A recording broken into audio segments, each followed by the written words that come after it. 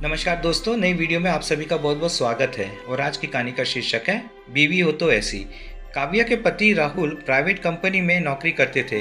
वो अपने किसी न किसी अफसर को दावत पर बुलाते रहते और उनकी जी तोड़ कोशिश रहती थी कि उन्हें खुश रखे ताकि उनका प्रमोशन हो सके। उसी कड़ी में आज फिर राहुल ने अपने अफसर को दावत पर बुलाया था, इसलिए सुबह से ही काव्या तैयारी में लगी थी। आज का दिन रविवार का था तो पति राहुल भी घर पर ही थे। बड़ी बारीकी से घर के हर कोने को देख रहे थे, क्योंकि अफसर के साथ उनकी अफसर पत्नी भी आ रही थी। विशेष बात यह थी कि वो किसी न किसी दूसरे ऑफिस में अफसर थी। बारीकी से घर के कोनों को देखते हुए जैसे ही उनकी नज़र स्टोर के कोने में पड़े अस्त व्यस्त सामान पर पड़ी, जोर से आवाज़ लगी, काव्या काव्या। किचन से पसीना पोंछती हुई काव्या आई तो बरस पड़े। देखो काव्या, सामान कैसा अस्त व्यस्त पड़ा है। उन्हें अपना घर दिखाऊंगा तो कितना बुरा लगेगा। ना जाने तुम सारा दिन क्या करती हो। और हाँ, माँ के पलंग के पास उनकी दवाइयाँ और सामान भी बेदर्दी पड़ा है, उसे भी देख लेना। काव्या ने कहा, किचन का काम करके देखती हूँ। वैसे माँ की दवाइयाँ तो उन्हें पास ही रहेंगी, उन्हें बार बार चाहिए होती है। राहुल ने फिर रौब झाड़ा, लेकिन उन्हें ढंग से रखो और माँ को भी बता देना आज अफसर के साथ उनकी बीवी भी आएगी, वह भी अफसर है। काव्या राहुल की बात सुनकर वापस किचन में चली गई तो पीछे पीछे राहुल जी भी पहुंच गए और बोले, सुनो, माँ कह रही थी कि तुम दाल की पकौड़ी बहुत अच्छी बनाती हो, तो साथ में जरा वो भी बना देना, वैरायटी हो जाएगी। काव्या सोच रही थी कि वैसे ही राहुल जी ने मेनू अच्छा खासा तैयार कर दे रखा था, अब पकौड़े। लेकिन राहुल जी की फरमाइश को दरकिनार करना उनकी आदत में नहीं था, तो जल्दी से दाल भिगो दी। तभी उनकी बेटी सोनू किचन में आई, बोली, वाह मम्मी, आज फिर पापा के अफसर की दावत, अपनी तो मौज हो गई। आप तरह तरह की वैरायटी बनाओगी, चलो मैं भी थोड़ा हेल्प कर देती हूँ। दोनों तैयारी में लग गई। शाम 6 बजे तक घर और खाना तैयार था। अब अफसर और उनकी बीवी का इंतजार था। राहुल जी सफ़ेद कुर्ता पायजामा पहने तैयार थे। तभी उनकी नज़र काव्या पर पड़ी, बोले, ढंग की साड़ी पहन लो, काम वाली बाई नज़र आ रही हो। काव्या का मन ये बात सुनकर कुंद हो गया, क्योंकि काव्या के ने अपने मन से साड़ी अच्छी ही पहनी थी और वह प्रेस भी थी, लेकिन चलो दूसरी पहन ली। ये बात सुनकर माँ बीच में ही बोल पड़ी, मुझे तो बहू ने सुबह से अच्छी साड़ी पहना दी, वैसे मेरी सभी साड़ियाँ सफ़ेद है। चिंता ना कर बेटा, इस बार तेरी उन्नति जरूर होगी। काव्या ने खाना भी मेहनत से बनाया है।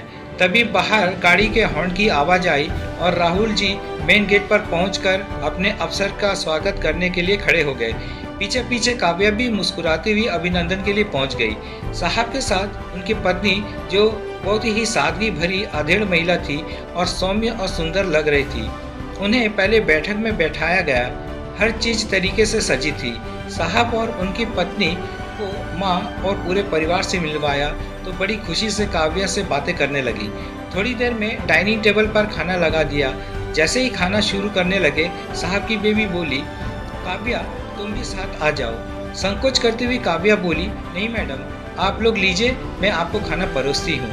राहुल भी अपनी पत्नी की बात से सहमत होकर बोल पड़े, इसकी आदत है, सबको खाना खिलाकर ही खाती है।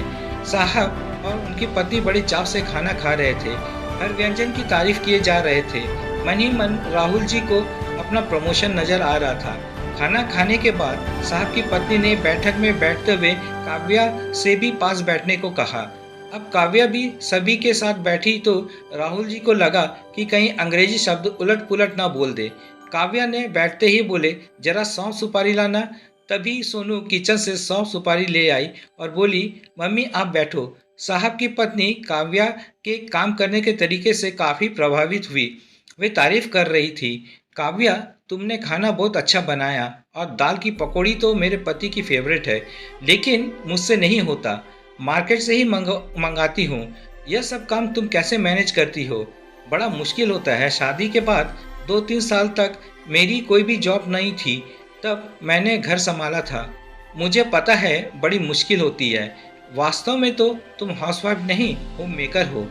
घर भी तुमने कितनी खूबसूरती से सजाया है, हर कोना तुम्हारे घर के प्रति समर्पण को दर्शाता है।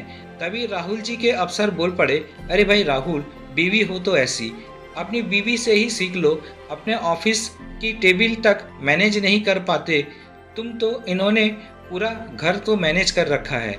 उसकी बात सुनकर राहुल जी क्या कहते, खिसियाई हंसी से हंस पड़े, बोले, सही कहा साहब, बीवी हो तो ऐसी।